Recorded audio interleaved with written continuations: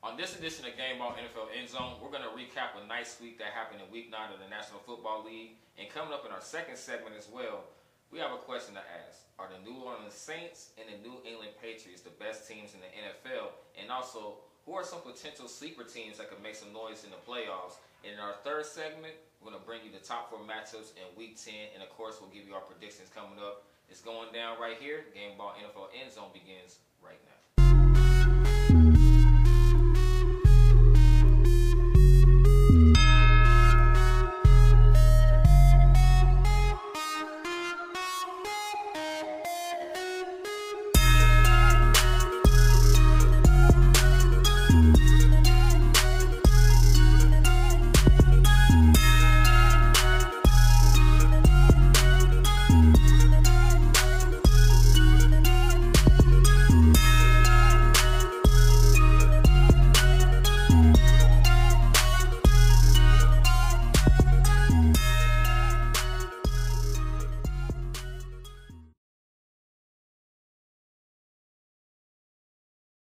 What's happening, everyone? Welcome to Gameball NFL Endzone, where the football season never ends. I'm Marcus Young Genius Jenkins. It's your boy, Michael Riley. And of course, holding it down for Luke Harden, who couldn't be here as well this week. But of course, we're going to have his predictions on deck. We got him. It's Team Fam. That's what it's all about. So we're going to recap quickly everything that happened in Week 9 of the top 4 matchups in the NFL, starting with the Kansas City Chiefs.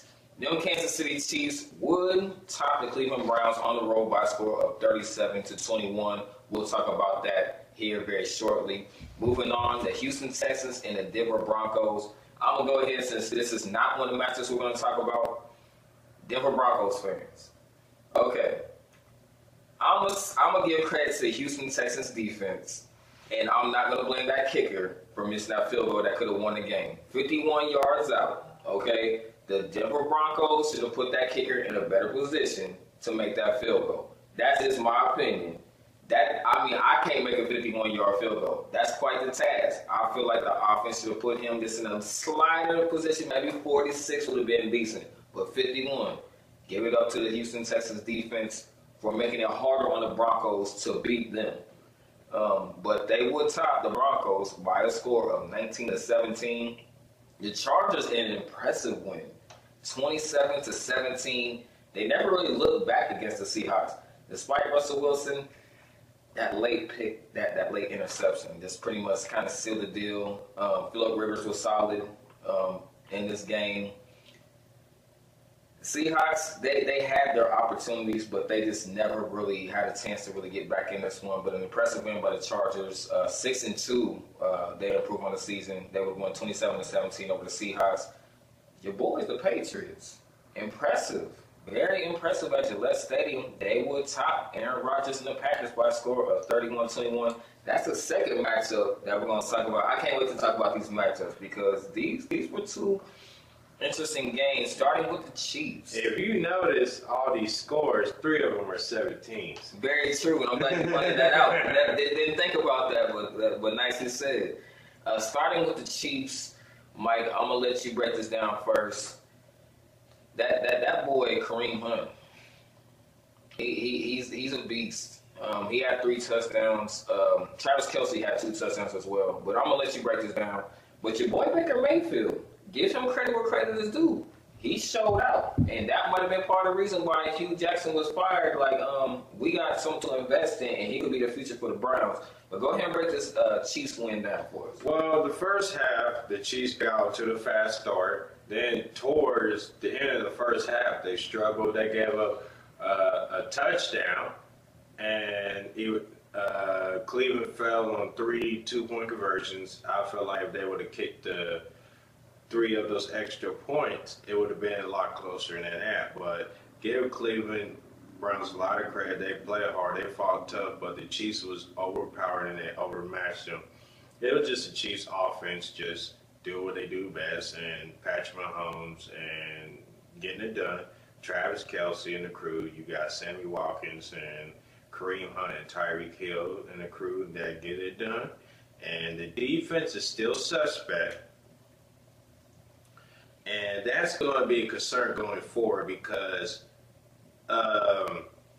game could have been a lot closer than what I expected to be. I felt like it was, even though it was a 37-21 win, I still feel like it was a closer than what you think it was. Even though Baker Mayfield had that interception that led the Chiefs scored and all that. But I'm going to have to be honest with you. I was not really impressed with the Chiefs win because I would like to see them play a little bit tougher competition to really see who they are. Because the one team that they did play to the Patriots, they lost. So going forward in the next couple weeks, the Chiefs versus the Rams in Mexico City, I'm looking forward to seeing. Great game. I'm looking forward to seeing that. So the Chiefs can't rely on Patrick Mahomes to bail them out. Andy Reid has to know that.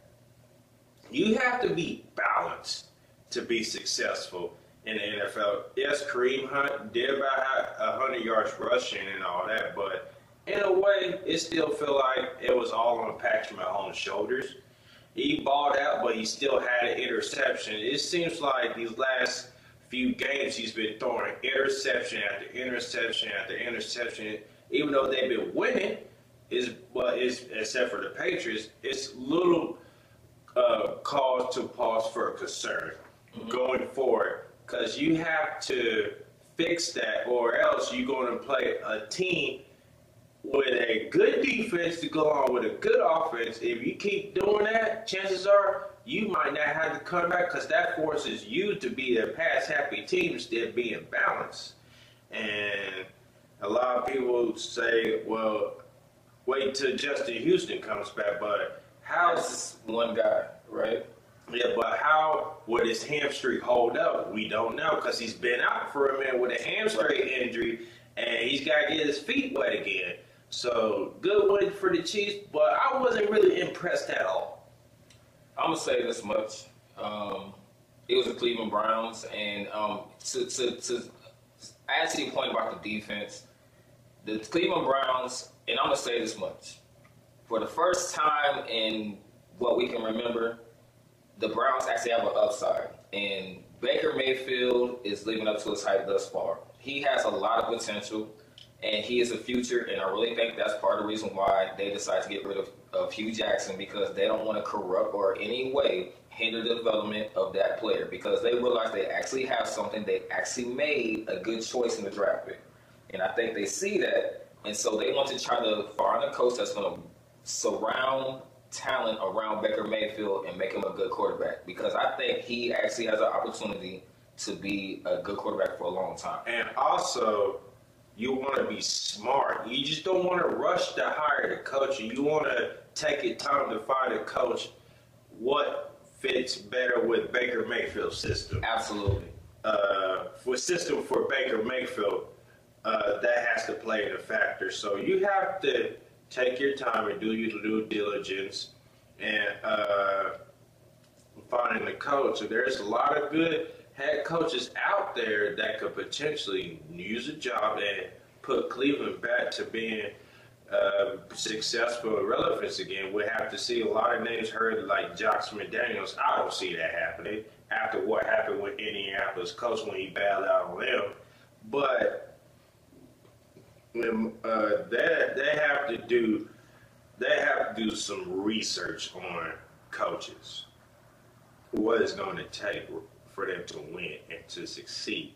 So there's a lot of good name coaches out there, but it's just a matter of taking their time to try to find the right coach and the right fit and help develop Baker Mayfield to be successful. And there's a good one.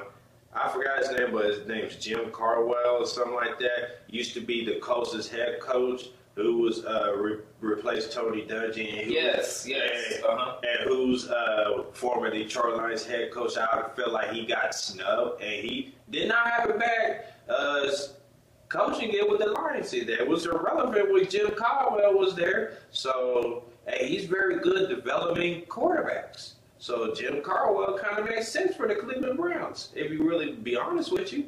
I strongly agree with that. And to get back on point, everything you talk about the defense, That is a problem. And I feel like the reason why the Cleveland Browns put up 21 points against the Chiefs is because that defense is an issue. And not to take away anything from that Patriots game, but when you can score 40 points on a team and you still lose, that's a problem. I'm sorry, that's a problem. We talked about the Chiefs defense for what, 5-6 weeks now? Yeah. And I think it's going to take more than just in Houston. I think the way they prepare, something has to give. But, I mean, given this, we've seen Super Bowl champions that have had electric offenses and terrible defenses. We've seen with the Ravens, where they had a terrible offense, but their defense was good enough to win games. And I feel like in a lot of ways, Kansas City, and I said this like 4 weeks back, they remind me of the St. Louis Rams of the past. They can put up points so well, but their defense just could not keep up with it. And at the same time, that can be dangerous because you can't always outscore. We saw that with the Patriots game. They lost 45-40. You put up 40 points on the road and you still didn't win. That's a cause for concern. And I'm not just saying this as a Chiefs fan. I'm saying this as an observer of a football game. That's a problem. Patrick Mahomes is the real deal. That offense is dangerous. Kareem Hunt, he may not have 100+ yards per game, but they found other ways to utilize him where they can do more than just sweeps. They can give the option pass. Travis Kelce, it doesn't matter if Travis Kelce's not as productive 1 week. It doesn't matter. They have at least minimum 6 players, if not more, that can get it going and can put points on that board, but it's that defense. They have to find ways to where, okay, we score. Let's find a way to expose the schemes in the offense in order to try to minimize the amount of points that we allow. I also want to add, the second half, the Chiefs defense did play a little bit better. They still gave up a touchdown, but I want to iterate the first half. That was not the best defense that the Chiefs played. I mean, they haven't been playing good defense, but towards the end, you let Cleveland Browns score a touchdown, even though they didn't get a 2-point conversion. That's unacceptable. You do not give up a touchdown towards the end of the first half and make that game that close, because it was 21-15 at that time. Yes, so going forward, the Chiefs, I don't see them getting Eric Berry back this season at all. No, I wouldn't even rush that. Absolutely. Because Achilles heel, no other player has ever come back from it. Some do, but as seen in the past with Sean Merriman, he had 2 Achilles heel tears, and he was never the same again. So I wouldn't even rush that, and I don't think he'll able to be the same Eric Berry as he once was. That's just my opinion, because Achilles heel is a different type of injury compared to the other one, because you have to plant on that foot when you're backpedaling and when you're running and all that, because when you plant, it's right here. A knee injury, there's a possibility you can wear braces and it'll heal a little bit faster, but Achilles heel, it's a different, because you're put all that weight and plus your back heel, and some was bruised to the bone, I think I heard, but I don't see him coming back. So the Chiefs defense is an issue. They have to fix that going forward, because they got the Rams in a couple weeks, and the Rams is looking to avenge that loss against the Saints. So, and you're going to have to defend Todd Gurley, Brandon Cooks, Robert Woods, and Everett, the tight end, the crew. So, and Jared Goff putting up the same numbers as Patrick Mahomes, but better. And the Rams' offense is well balanced compared to the Chiefs' offense. Next up for the Kansas City Chiefs, the Arizona Cardinals. We're going to talk about that, but look at this. They got annihilated by the Broncos. The Broncos got swept by the Chiefs. We'll talk about that, but yeah, I agree with you. Their next test is coming with them in a couple of weeks when they do have the Rams. That's going to be a great game. But we're going to go ahead and move forward. We're going to talk about your boys. And after this game, this was another legitimate test. I'm actually dubbing your boys the fourth quarter kings. And I'll explain why I say they're the fourth quarter kings, because we can also use the Kansas City Chiefs game as a reference. And I'm going to explain that further. Go ahead and break down your boys and how they beat the Packers. Well, at first, it was a slugfest. And the Patriots always find ways to utilize their players, and Belichick loves players who are versatile. And it was a head fight for a little bit of a while, going back and forth. Aaron Rodgers, the Green Bay Packers, will start getting their rhythm until that fumble punched out by Lawrence Guy on the Packers running back, and that was a momentum changer. See about the Patriots is they bend, but they don't break. And you have to get their defense a lot of credit, a whole lot of credit, because both quarterbacks, they did okay, but they didn't play well like they did. It's the defense that's stepping up. The defense is like, we're tired of hearing this and this and that. They showed out. In the first half of the part, they really get to Aaron Rodgers and all that, but in the second half, they made some adjustments and got pressure on Aaron Rodgers. There was 2 fumbles, and they recovered 1.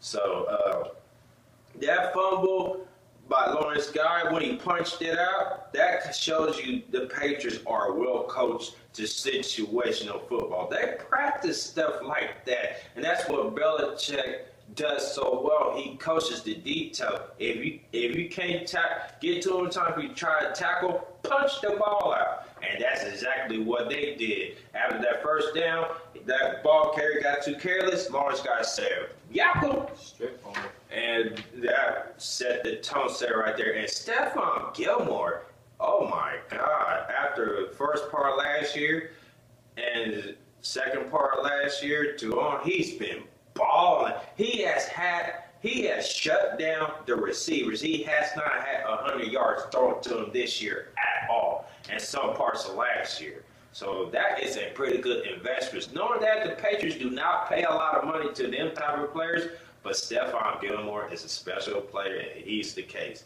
That's why they signed him instead of Malcolm Butler, who's giving up yards to the opposing receivers. And Josh Gordon, that is the best, fifth-round pick spent by the Patriots. This is why the Patriots are so clever, because teams, either they can't find ways to get players involved, or they can't utilize them. Belichick's like, we'll use them. What you want for it? Fix them out? No problem. Josh Gordon balling out. 5 catches, $130, and 1 touchdown.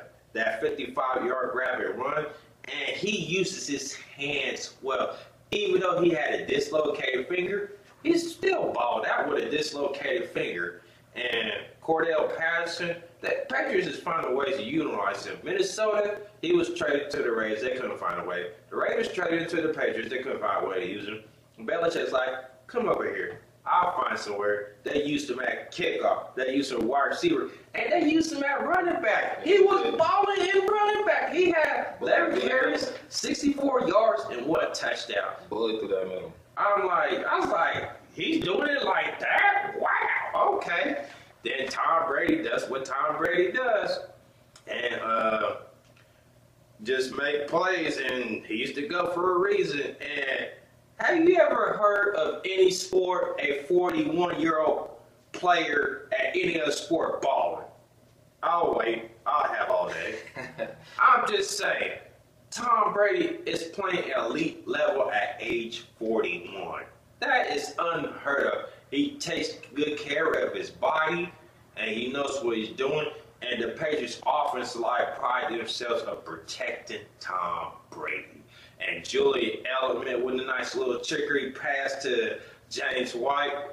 And Tom Brady, he was so slick on that touchdown pass to Josh Gordon against the Packers defense, because he fooled him so well, because they threw him a string. He faked it, and he saw Josh Gordon here for the dimer and fooled the Packers defense. So the Patriots are the Patriots because the Belichick success and Brady success, and they also signed today Raiders second-round pick safety out of UConn, OB. I can't pronounce his last name, but they couldn't find ways to use him, and he's with the Patriots, so I wouldn't be surprised he'd be a good key contributor of that defense.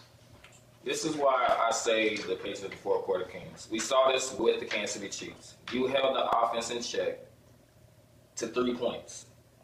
They scored 16 points in the fourth quarter. This is no different against the Patriots. You shut out the Patriots. They were scoreless in the third quarter. What did they do to the Packers? They hold you scoreless, and they scored 17 points. Second half. And I think that's where a lot of teams make mistakes against the Patriots, is they get off to a fast start against New England, and it seems like maybe it's endurance, maybe it's a mental thing, like you talked about a lot of times with Belichick and how it is strategic football. And I think that's kind of a good reference to what you're talking about, because if you watch that game, it really was about strategy from that point. Green Bay had a great opportunity to take control of this game in the third quarter. You held them scoreless, 0 points. They come back and score 17 on you, and they shut out the Packers in the fourth quarter. To me, that's just great football. And that was a big win, well earned by the Patriots. I mean, that's all I can say on it. That was just fantastic football. And I tell people this all the time. The Patriots, September, it's preseason for them. Right. Once it's mid-October, November, they are a different team. And well, I'll go off of that. All right, enough said. An impressive second half, an impressive win over a Green Bay Packers team. That's going to do it for the first segment. And coming up in the second segment are the New Orleans Saints and the New England Patriots. Are they the best teams in the National Football League? Also, are there some potential sleeper teams that Mike's going to break down for us that could make some noise in the playoffs? Stick around. We're just not getting started. Gameball NFL Endzone. We'll be right back. Don't go anywhere. Stay tuned. Yes, sir.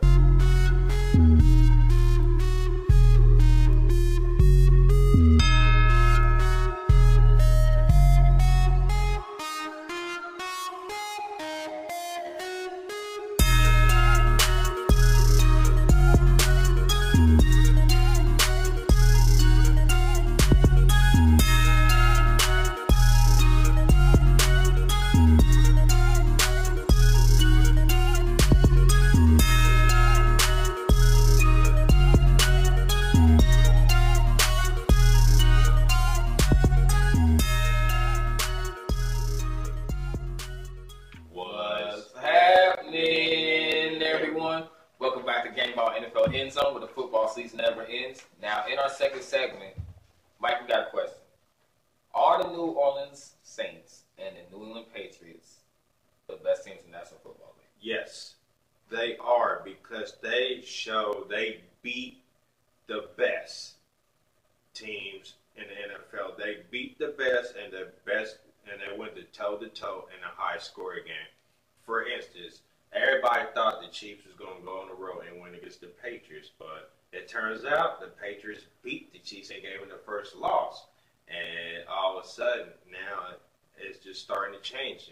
For the Saints, they had their struggles early, especially that nail-biter against Baltimore where the kicker missed the extra point.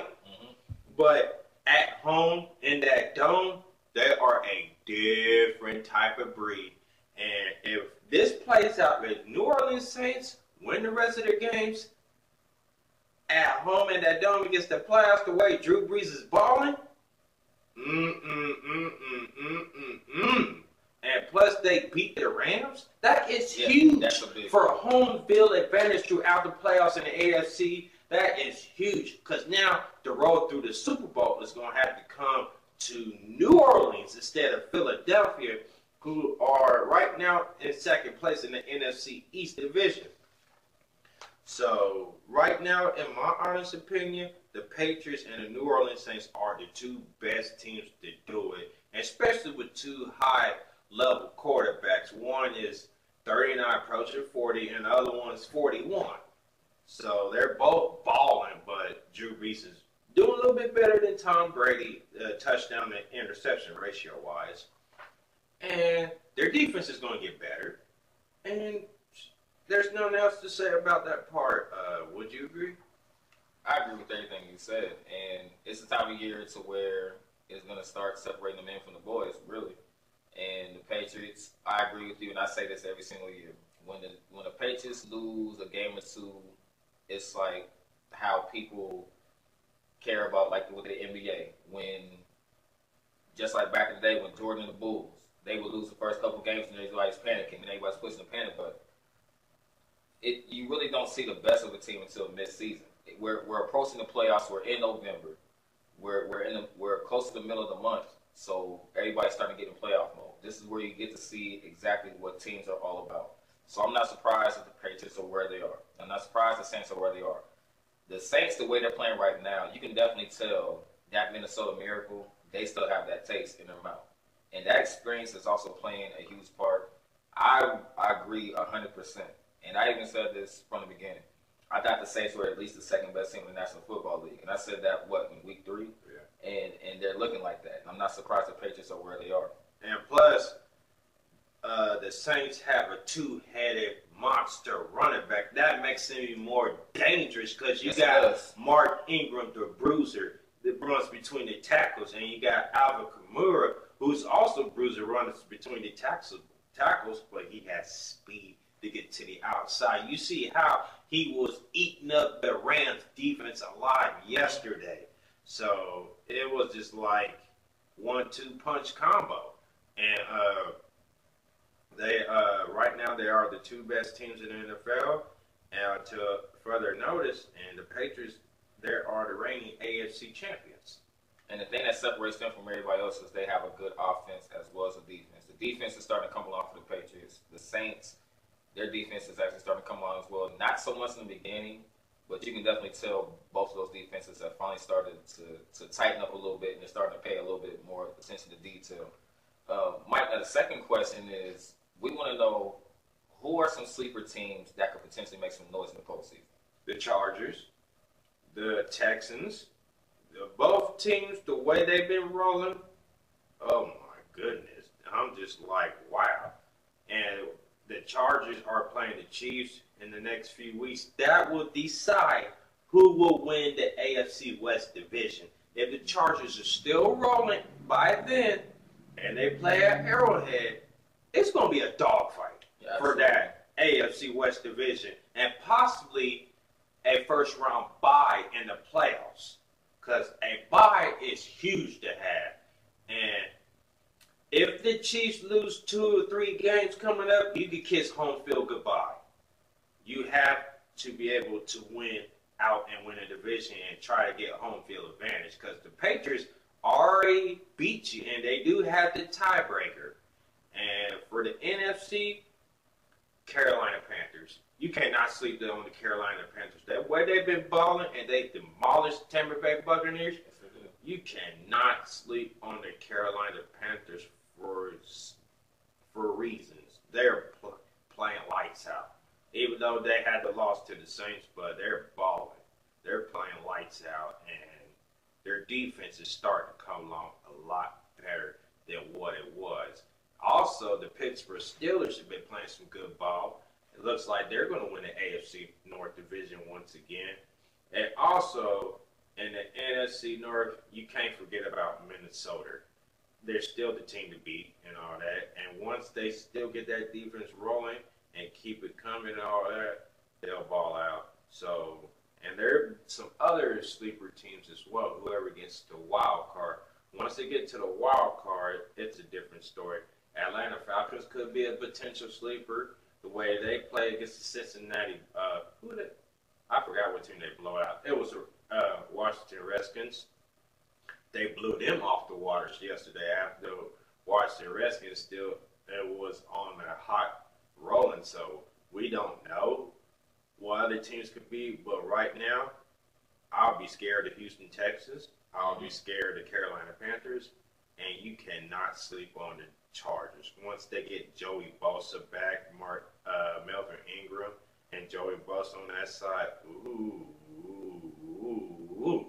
double trouble is coming. Winter is coming, and it's already approaching. So I can't wait for the rest of the season. We'll just have to see how it plays out. But overall, those are the sleeper teams, in my opinion.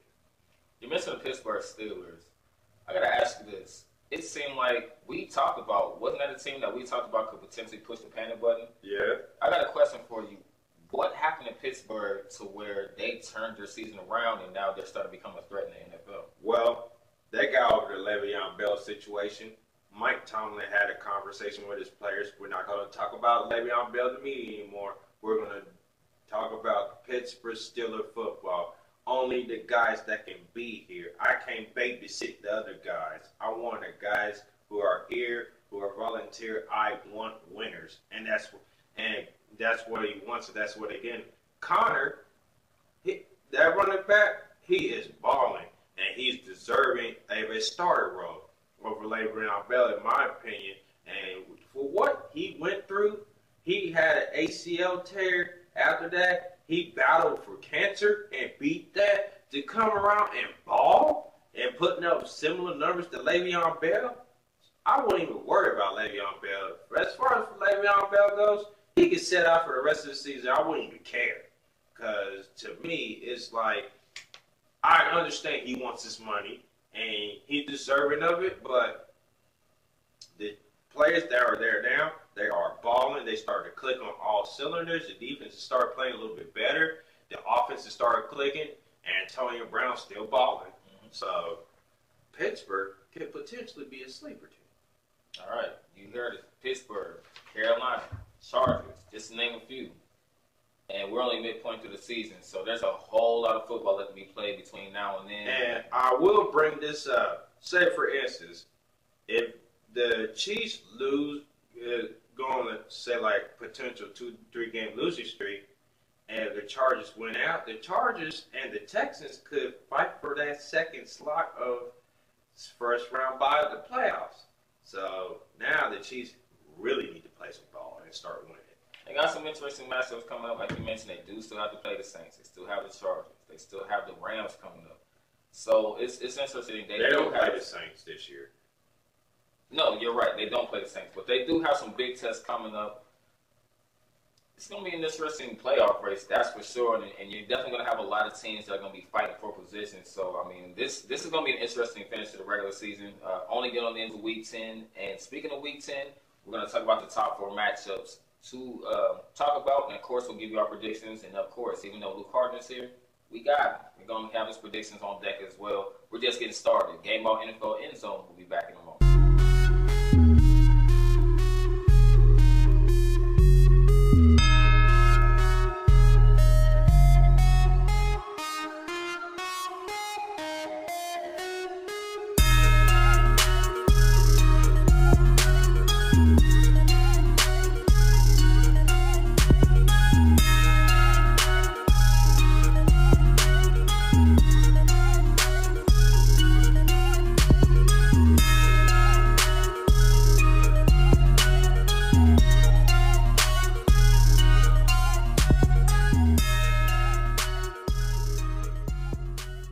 What's happening, everyone? Welcome back to Gameball NFL Endzone, where the football season never ends. Now, in this third segment, we're coming upon Week 10, and we, of course, got 4 matchups for you to be on the lookout for this coming weekend. We're going to start things off with an interesting matchup.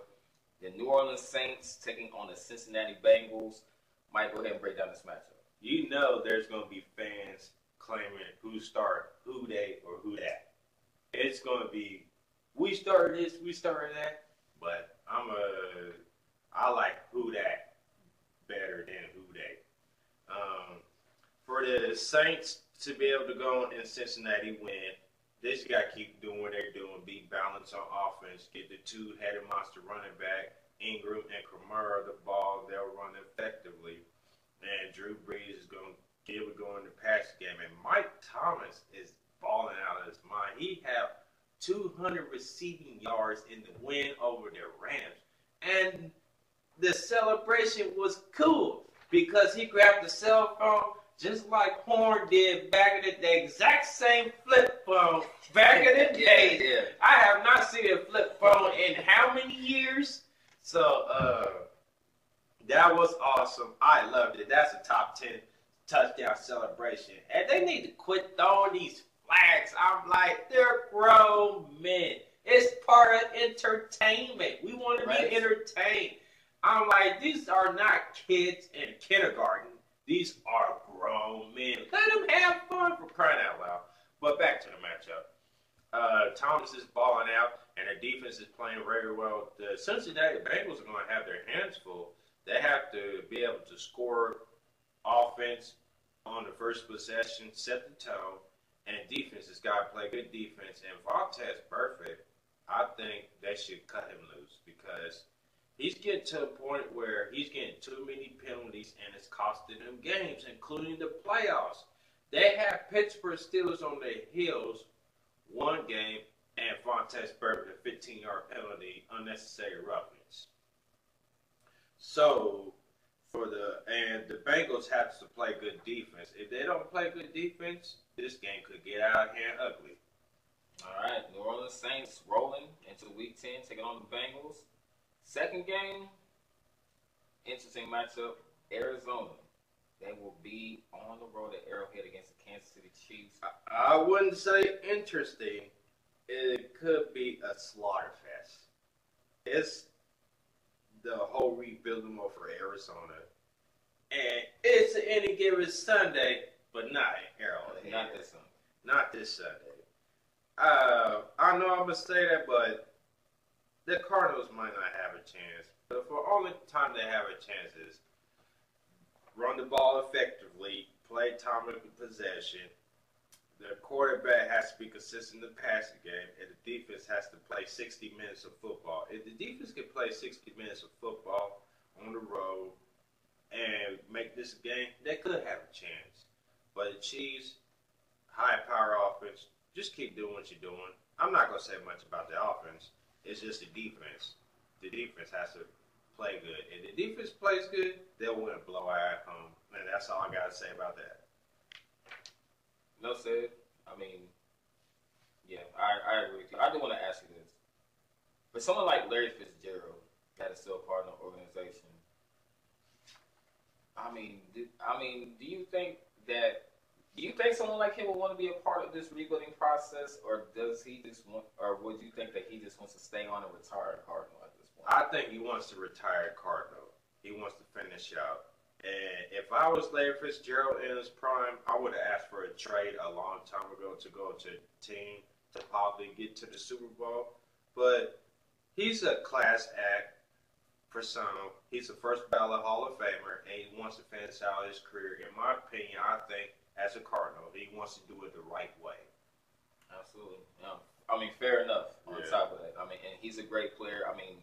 Like you said, he has Hall of Fame stats. Even though he doesn't have a Super Bowl ring, we know that he's one of the great wide receivers. Plays after plays, highlights after highlights, definitely a great wide receiver. The third matchup we're going to talk about is the Miami Dolphins and the Green Bay Packers. Of course, we just talked about the Packers back in the first segment, and they're coming off of a loss to the Patriots. What do you like about this matchup? Well, this happens to have playoff implications added. They're not going to be in first place for their division, so you can scratch that off. They're fighting for the wild card life. Their wild card playoff host is in stake.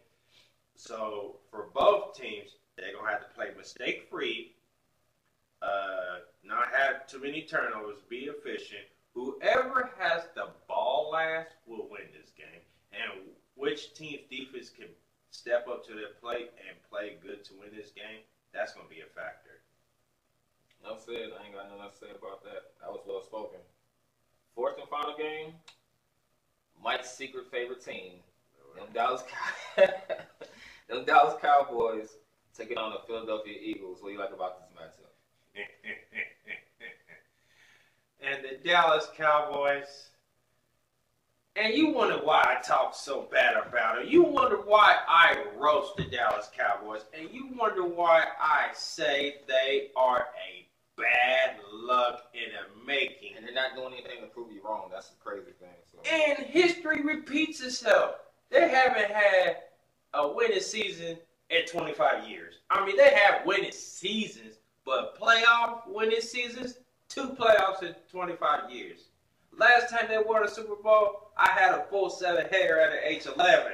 And this is going bald-sided. Just to reframe that, it's because the Dallas Cowboy fans are nauseated. They're the most obnoxious, biased fans. You know they'll say after the season's over, we'll be in the Super Bowl next year. That's the typical Dallas Cowboy fans. But let's get to the matchups. They lost against the Titans. Monday Night Football. 28-14. Dak Prescott throws a dummy interception, and that changed the whole game, right? And it seems like that's been the story of Prescott's season. I mean, statistically, good game, but it seems like he just throws that. He makes that one mistake when it matters the most at the end of the game.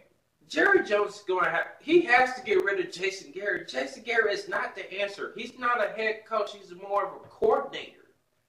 He has to let it go. Amari Cooper, who they just traded a first-round pick for, good player, but he's not worth a first-round pick. He's more of a second and third round. That's why everybody in the NFL is questioning the Dallas Cowboys' choice of giving up a first-round pick. For instance, Patriots, as I said it, fifth-round pick for Josh Gordon, and he's balling out of his mind. They didn't have to give him a first round. That's like, that's ability. So I'm just like a fifth-round pick for a talented player who has ups and downs in Cleveland, and he is balling in the Patriots uniform. I'm just like, a fifth-round pick? Really? Wow. Okay. So the Dallas Cowboys, offensively, defensively, they have to get better. If they want to compete in the NFC least, in the NFC East division, I call it least because it's one of the sorriest divisions in the NFL, they still have a shot. So they have to get that better. And for the Philadelphia Eagles, we all know the Super Bowl hangover is starting hitting them hard. Mm-hmm. But they have to ball out and win. They have to go on a winning streak to get back to that spot because they don't want to fall behind that wild card spot. So they have to win out and win the division. Offensive line, they have to get better. Their offensive line is beat up. They're getting beaten off blocks, giving up quarterback sacks. And their defense is having issues of stopping anybody. So if they can fix those things, then they can get back to the conversation. All right. Dallas Cowboys coming off a disappointing loss to the Texans. Maybe looking to bounce back against the Philadelphia Actually, the Titans. Or the Titans, excuse me. 2014. Cowboys, Why you think I put an APB out for them? Because they're missing. Just saying. I don't have nothing else to say about the Cowboys. I'm sorry. And I got family members and friends that are Cowboys fans, and it's like, I got nothing to say because, this is who they are. Yeah. History repeats itself every year, and you wonder why everybody makes fun of the Dallas Cowboys because of who they are. And what's interesting, they were the Patriots before the Patriots once upon a time. Mm-hmm. And I keep telling people, Jimmy Johnson made that team in the 90s. Yes, not Jerry Jones, Jimmy Johnson. Jerry Jones just wants to take the credit because he's the owner for signing up, blah, blah, blah. But Jimmy Johnson turned around, and last time I checked, you had a GM, you had a president, but now you're trying to do all three at once. It's not going to work. All right. And with that being said, prediction time, starting with the Saints and the Cincinnati Bengals. Who do you got? I have the Saints winning on the road against the Bengals. The Bengals are a fairy tale story, and it's cute, it's believable to see, but then they go back to the potential Bengals, always falling off the cliff. So New Orleans Saints at the Bengals, hand them a loss at home. I like the Saints to win this one. Who that said they're going to beat the Saints to win? Score of 34-14. And Luke has the Saints winning as well. I don't have much to say on it. I agree. They got too many weapons offensively, and when you have a two-headed monster, and Ingram still got it. He still has it. Mm-hmm. Yeah, they're going to win. I'm going to say similar score. Actually, I'm actually going to agree with your score, and I will say, 38-14 sounds about accurate. The Bengals aren't really going to have much for the Saints. Second matchup, Arizona Cardinals, Kansas City Chiefs. Who you got? Kansas City at home, blowout win against the Cardinals. Sorry, that's all I got to say. And Luke has Kansas City win as well. I agree. On to the Rams. That's going to be the next test. On to the Rams. Next in line, choo-choo. Dolphins and Packers. I got the Green Bay Packers winning because it's a desperation time for the Green Bay Packers, and I think they need to take desperation measures. It's going to be a close game, but I feel like Aaron Rodgers and the Packers and offense will play a little bit better, and the defense will step up and make their corrections questions at the against the Patriots and look over film. So I'll say the Green Bay Packers win 21-14 over the Dolphins. I'm sorry, I'm about to get cheesy for a second, but in the name of Aaron Rodgers, like a good neighbor, State Farm is there with the win, and they need one. That's nice wordplay. That's nice wordplay. That's nice wordplay. But yeah, I like the Packers, and like you said, this is the time where they need to win badly. First ever loss to the Patriots, so I think they get it done. I'm gonna say they win 28-17 is my score over the Dolphins. And Luke also has the Packers winning as well. All right, we all agree on the same wins. 3 for 3. Can we go 4 for 4? I'm gonna say 4 for 4. Dallas Cowboys, Philadelphia Eagles. Eagles. Fly Eagles. Fly Eagles. And drop that star to the middle of the ocean. Get eaten by the shark or somewhere on the ground. Dallas Cowboys, their season's over. Their season's done. I'm going to flat out say it. The Dallas Cowboys, you will not make the playoffs and you will not win another Super Bowl in the next 5 to 10 years because your owner, Jerry Jones, has held you back.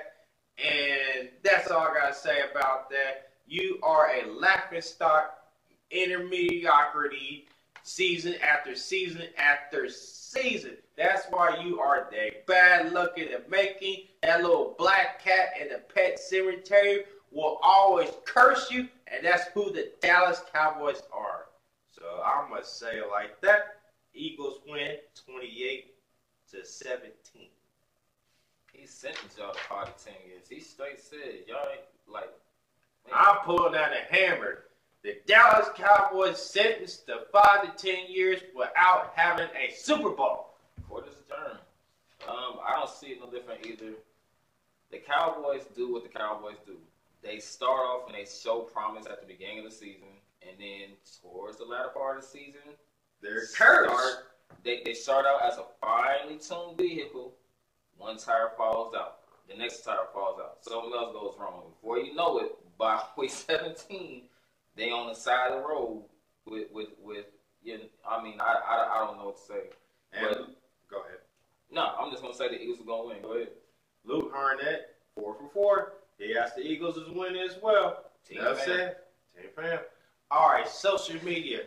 Facebook, you can follow us at on Gameball College Kickoff / Gameball NFL Endzone. Hit us up on the email, gck.gnfle@gmail.com. You can also follow us on our Twitter, on our official Twitter page at GCK_GNFLE. You can follow your boy, all caps, at Gameball_Mike, MYKE on Twitter. You can also follow us on our Instagram at GCK_GNFLE. You can also get your merchandise, shirts, hoodies, workout shirts, whatever. We got you on TokenDesignsTopeka.com/Gameball. TOKAN DesignsTopeka.com/Gameball. That's token, not toucan, folks. You can also subscribe to our YouTube page. My right to your left to your right. Hit that subscribe button, vice versa. When you hit that subscribe button, make sure you hit that notification button as well to get updates or alert on our postings as well. And we also start Fan Week, so you want to be part of Fan Week, get your questions in, but keep it classy, keep it professional, no curse words, and I'm going to pass it on to you. Snapchat, Instagram, Facebook, Twitter, Jovell Entertainment, that's JOVELLE Entertainment. Inquiries. Also be on the lookout for the video being shot in Lawrence, Kansas. Come show some love for the single Draped in Gold that will premiere this month of November. I'm excited. Get it in and loose information. Facebook and Instagram as Lou Harnett and on Twitter as Lou Harnett 2, folks. That's we got your back, brother. And I'm Michael Riley. I'm Marcus Young Jenkins. This is Gameball NFL Endzone, where the football season never ends. Peace. We are out, and see you next time, folks. Yes, sir.